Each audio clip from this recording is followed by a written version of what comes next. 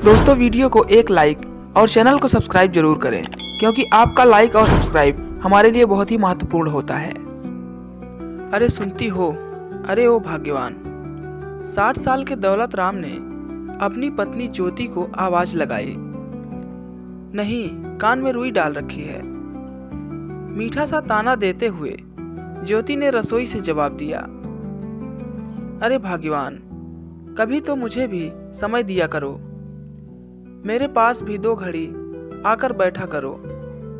नहीं नहीं, मैं कहाँ आपको समय देती हूँ। ये बच्चे तो यूं ही पैदा हो गए। अरे बस भाग्यवान, मैं तो पूछ रहा था, चाय पियोगी क्या? मलाई वाली। अच्छा तो ये बात है, आपको चाय पीनी है तो ये नाटक क्यों कर रहे हो? मुझे टाइम नहीं देती। घर में बैठोगे और चाय चाय की रट लगाओगे। और क्या पूछ रहे थे, चाय पियोगी? शादी को 33 साल हो गए हैं, जैसे आज तक कभी चाय बनाकर पिलाई है। ठीक है, मत बनाओ चाय, बाहर थोड़े चक्कर लगाकर आता हूँ। कोई जरूरत नहीं अभी बाहर जाने की, बना रही हूँ चाय। मालूम है बाहर चक्कर लगाने के तो बहाने हैं। फिर कहोगे भाग्यवान गुस्सा मत करो, दोस्त मिल गया। वो दोस्ती की कसम देकर 2 पैक पिला दिया। क्या करता, दोस्ती की खातिर पीना पड़ा। अरे नहीं, पागल हो क्या? बुधवार तो तुमने ही फिक्स किया है ना। भाई मार थोड़े ना खानी है तुम्हारी। मजाक करते करते दौलत राम ठहाका मारकर हंस पड़े। अच्छा, और शनिवार को कौन पीता है? मैं। क्या तुम पीती हो? मुझे तो नहीं बताया कभी। और मैं कहता हूं तो कहती हो, जहर सिर्फ शिव ने पिया था, पार्वती ने नहीं। कहते कहते दौलत राम फिर हंस पड़े। चलो अब बस करो ये हंसी ठठा और यहाँ बैठो, टीवी चालू करो, मैं आती हूँ चाय बनाकर। ज्योति के रसोई में जाते ही हाल में कड़कदार खामोशी छा गई। दौलत राम टीवी का स्विच ऑन करके रिमोट ढूंढने लगे। नहीं मिलने पर आवाज लगाने लगे, ज्योति कहाँ हो? ये रिमोट नहीं मिल रहा। अरे सुनती क्यों नहीं, जवाब तो दो। मगर ज्योति ने जवाब नहीं दिया। जवाब नहीं मिलने पर दौलत राम परेशान हो गए और एकदम रसोई की तरफ जाने लगे। तभी ज्योति रसोई से निकल आई और कहने लगी, हद होती है चिल्लाने की। अभी तो कहा चाय बनाने को, और चाय बनाने भी नहीं देते। क्या हुआ, क्यों चिल्ला रहे हो? और रसोई में क्यों आ रहे हो? अरे वो रिमोट नहीं मिल रहा था टीवी का। अरे तो मैं जेब में लेकर घूम रही हूं क्या, जो रसोई में आ रहे हो? नहीं ज्योति, तुमने जवाब नहीं दिया ना, तो मैं परेशान हो गया। दौलत राम ने ज्योति के कंधे पर हाथ रखते हुए भावुक स्वर में कहा। ज्योति भी यह देखकर भावुक हो गई। पति का प्यार देखकर उसकी आंखें नम हो गई। फिर खुद को संभालते हुए बोली, अरे आप तो फालतू में चिंता करते हो, कुछ नहीं हुआ है मुझे। मैं तो गुस्से की वजह से जवाब नहीं दे रही थी। सोचा चाय लेकर जाऊंगी तब जवाब दूंगी। नहीं ज्योति, ऐसा फिर कभी मत करना। गुस्सा भले कर लेना, पर बुलाने पर जवाब जरूर देना।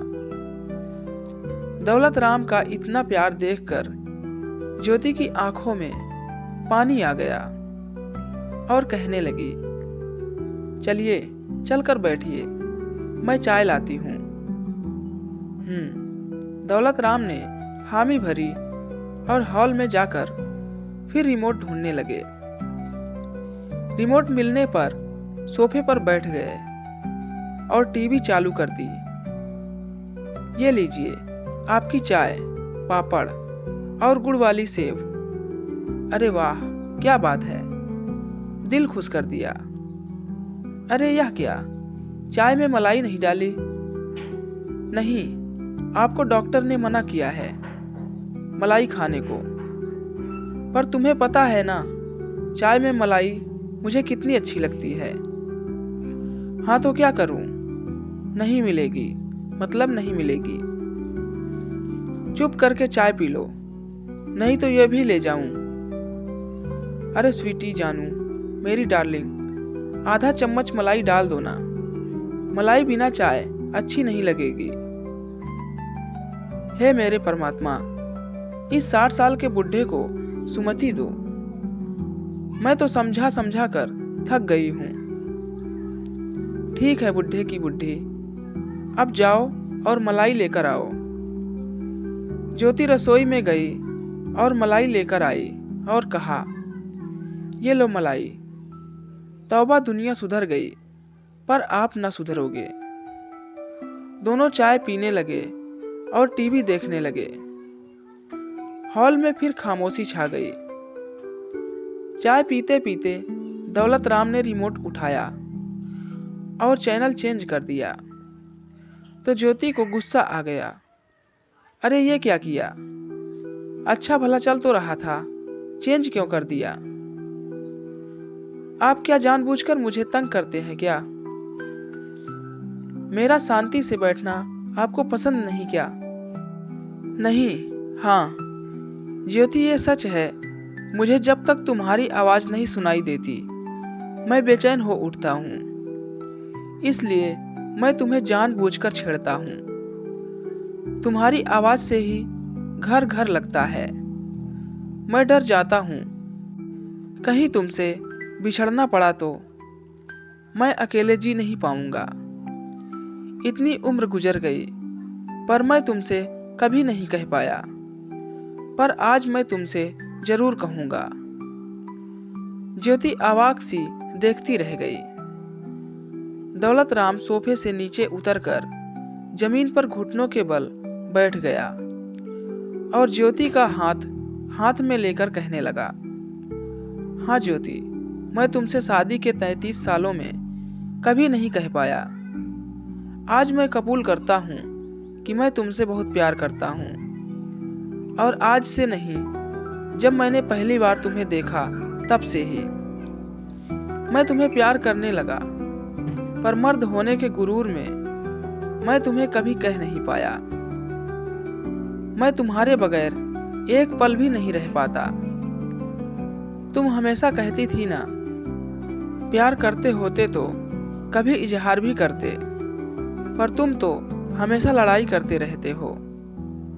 पर सच मानो तो मैं कभी तुमसे लड़ाई भी जानबूझकर करता था, क्योंकि मैं जानता था मेरी तंग स्थिति देखकर तुम कभी कुछ फरमाइश नहीं करती।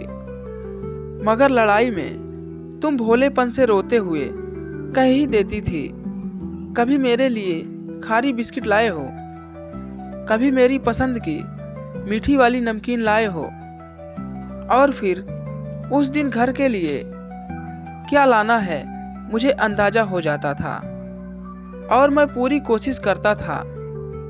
मैं आज कबूल करता हूँ और तुम्हारे आगे अपने प्यार का इजहार करता हूँ। जानता हूँ बहुत देर कर दी मैंने, पर मैं सच कहता हूँ ज्योति, मैं तुमसे जी जान से प्यार करता हूँ और परमात्मा से प्रार्थना करता हूँ कि हर जन्म में जीवन साथी के रूप में मुझे तुम ही मिलो।